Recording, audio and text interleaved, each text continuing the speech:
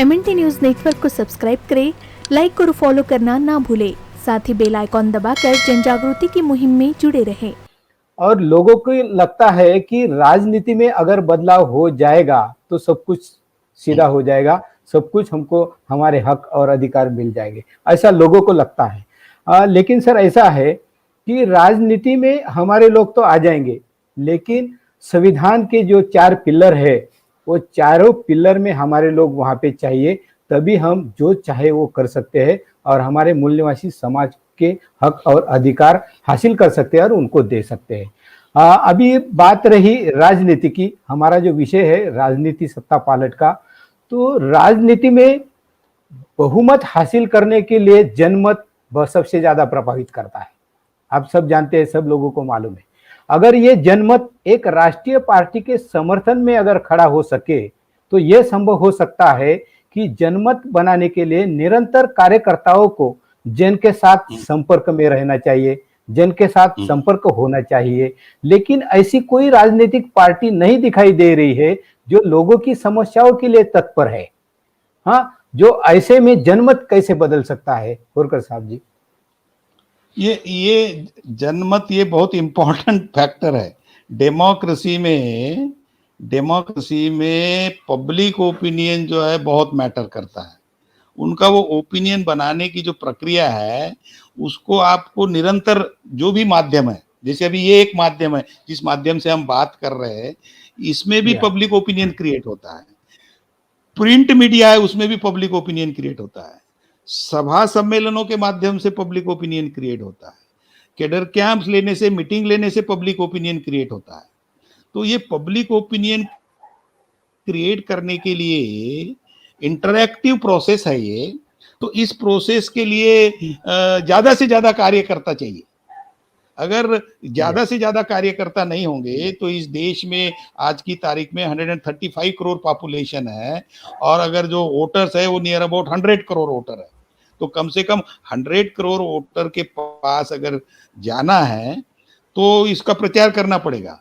100 crore voter कभी भी किसी एक पार्टी के साथ नहीं रहे, आज की तारीख में नहीं है। भावनात्मक रूप से भी एक पार्टी के साथ लोग नहीं है, वैचारिक तो छोड़ो, उनको तो पता ही नहीं है, लेकिन भावनात्मक रूप से भी लोग एक पार्टी के साथ नहीं है, वो भिन्न भिन्न पार्टी के साथ जुड़े हुए हैं। तो एक्चुअली इस देश में अगर 30% लोगों को भी हम समझा सके, जब हम बोल रहे हैं कि हम 90% है, तो 90% में से 30% लोगों को अगर ये समझाए, तो इस समझाने की प्रक्रिया के लिए जो मैंने बोला कि प्रचार के जो माध्यम है कैसे होते, मीटिंग होते हैं, कैडर कैंप होते हैं, सभा सम्मेलने होती है, और प्रिंट मीडिया है, इलेक्ट्रॉनिक मीडिया है, इसके माध्यम से ये पॉसिबल है। और जैसे मैंने पहले भी कहा कि ये गति अभी बढ़ रही है। अभी वो सिर्फ ये देख रहे हैं कि वो एग्जिस्टिंग जो पॉलिटिकल पार्टियां है मूल निवासी बहुजन समाज की, सर्वसाधारण आदमी की सोच है कि वो उनसे कंपेयर करता है कि भाई वो कांग्रेस के साथ तो ये कहीं भी नजर नहीं आते, उनकी कंपैरिजन में बीजेपी की कंपैरिजन में कहीं भी नजर नहीं आते, तो फिर ये सत्ता में कैसे आएंगे, और ये सत्ता में नहीं आ सकते, मतलब ये निगेटिव सोच है, ये नहीं आ सकते इसलिए वो अपना वोट नहीं देता। जबकि पॉजिटिव सोच क्या है, वोट देंगे तो सत्ता में आएंगे।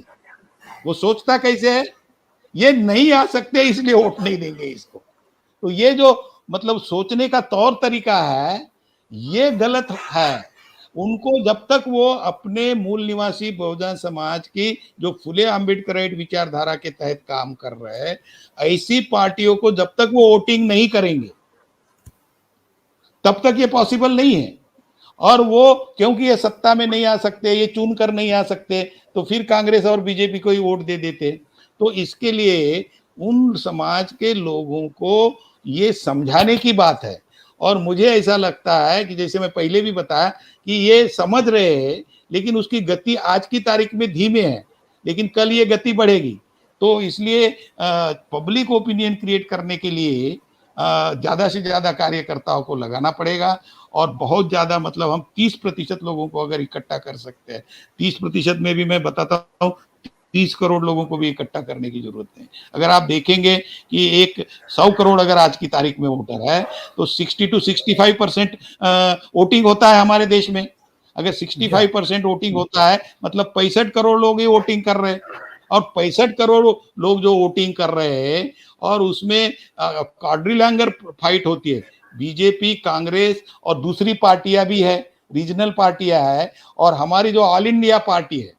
तो अगर क्वाड्रेंगुलर फाइट में हम उतरते हैं, आने वाले दिनों में क्वाड्रेंगुलर फाइट होगी, और क्वाड्रेंगुलर फाइट में आप ये देखेंगे कि 65% का मतलब 16% वोट हमको चाहिए। मतलब अगर इक्वल वोटिंग होता है तो 16% वोट से भी हमारी पार्टी सत्ता में आ सकती है, या टक्कर में रह सकती है सभी 16, किसी को 14 आएगी, किसी को 15 आएगी, किसी को 16 आएगी, किसी को 17 है। तो जितनी ज्यादा फाइट होगी, जितनी ज्यादा पार्टियां रहेंगी, एक तो इससे हम उनको हरा सकते हैं।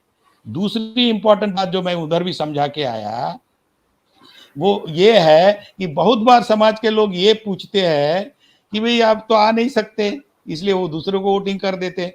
और हमारे समाज की जो मूल निवासी बहुजन समाज की जो पार्टियां है, जिसको हम फुले अम्बेडकराइट आंदोलन की पार्टियां कहते हैं, वो 10-15 पार्टियां है, तो इसमें तो वोटों का डिवीजन हो जाएगा, तो आप सत्ता में कैसे आ सकते हैं? आप एक मुश्त वोटिंग नहीं हो सकती।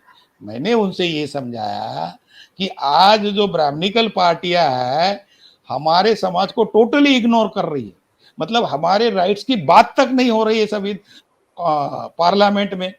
तो वो लगता है कि हम लोगों की औकात नहीं है, मतलब इसलिए हमारे विचारों का, हमारा जो कहना है वो सुनते भी नहीं। कोई भी कॉन्स्टिट्यूशनल अथॉरिटी हमारी बात नहीं सुन रही आज की तारीख में। तो जो क्यों नहीं सुन रही है वो ये समझते हैं कि इनकी क्या सुनना है, इनकी तो कुछ औकात नहीं है। तो अपनी औकात दिखाने के लिए अगर ये 10-15 जितनी भी पार्टियां हैं, अगर ये 1-1% भी या आधा परसेंट वोट खींचती है तो नियर अबाउट 10% वोट खींच लेंगे। और जैसे ये सब पार्टियां मिलके 10% वोट निकाल लेंगे तो किससे निकालेंगे? आज ये समाज के लोग जो है, मूल निवासी बहुजन समाज के लोग जैसा सोचते हैं और कांग्रेस और बीजेपी को वोटिंग करते हैं क्योंकि हम सत्ता में नहीं आ सकते करके। तो अगर इन्होंने ये 10-15 जितनी भी पार्टियां, मैं ये नहीं बोल रहा हूं आप ये किसी की भी पार्टी को दो वोट, लेकिन आर्य ब्राह्मणों की जो पार्टियां है वहां वोटिंग नहीं दो। तो जैसे 10% अगर हम वोट खींचते हैं तो कुछ कांग्रेस के कैंडिडेट्स गिरेंगे, हमारी वजह से गिरेंगे। बीजेपी की, कांग्रेस के कैंडिडेट बीजेपी की वजह से नहीं गिरेंगे, हमारी वजह से बीजेपी कांग्रेस के कैंडिडेट गिरेंगे, और कुछ बीजेपी के कैंडिडेट्स जो है वो भी हमारी वजह से गिरेंगे।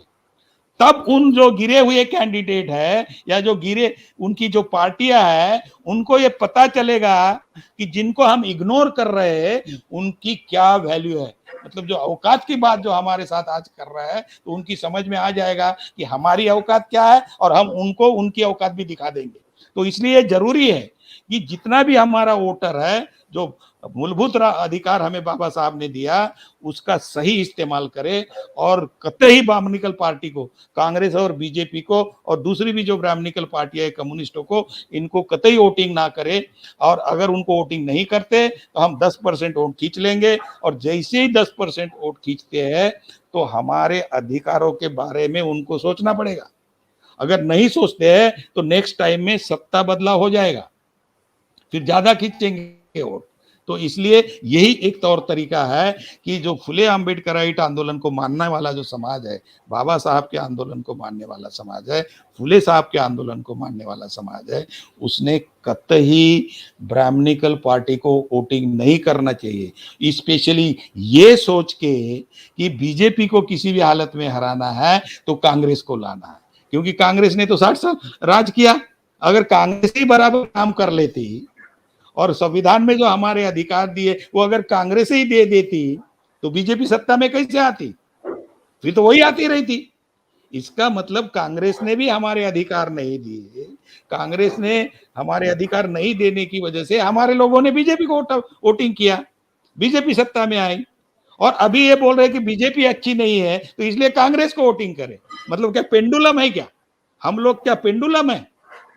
ये schedule tribe, other backward classes, जो मूल निवासी समाज के जो लोग हैं, क्या मतलब इधर ऐसे झूलते रहेंगे या कभी अपने बारे में भी सोचेंगे? कि हमारे हाथ में सत्ता होनी चाहिए। तो इस समाज में इतना मतलब कॉन्फिडेंस होना चाहिए कि हमारे हाथ में सत्ता लाने के लिए कांग्रेस को और बीजेपी को, दोनों को किसी भी हालत में हराना है, और वो हमारे पास जो पावर है, जो पॉलिटिकल पावर बाबा साहब ने हमारे इस उंगली पे दिया है, इसका सही इस्तेमाल करके हमने उसको हराएंगे। और ये स्थिति अभी बदल रही है और ये तेजी से बदल रही है, और मुझे लगता है 10 साल से ज्यादा समय नहीं लगना चाहिए।